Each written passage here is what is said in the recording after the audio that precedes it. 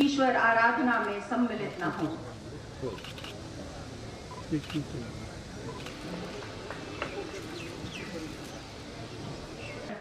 आ जाएं, all the members of managing committee.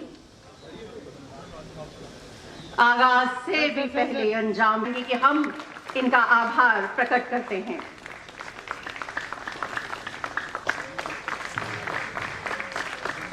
Secretary,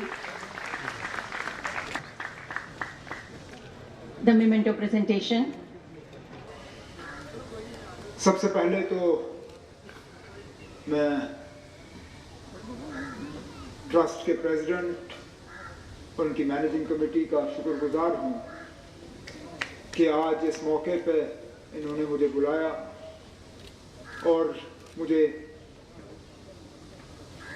ये खुशकिस्मती कि इतना बड़ा जो इंफ्रास्ट्रक्चर का जो इन्वेस्टमेंट अस्पताल के तरफ से जम्मू और जम्मू के आसपास रहने वाले लोगों की खिदमत के लिए MRI और CT का जो अरेंजमेंट है उसके इनॉग्रेशन के लिए मुझे आज मौका मिला कि ईश्वर की सेवा करने के लिए इंसान की सेवा जो है वो करना ज़रूरी है।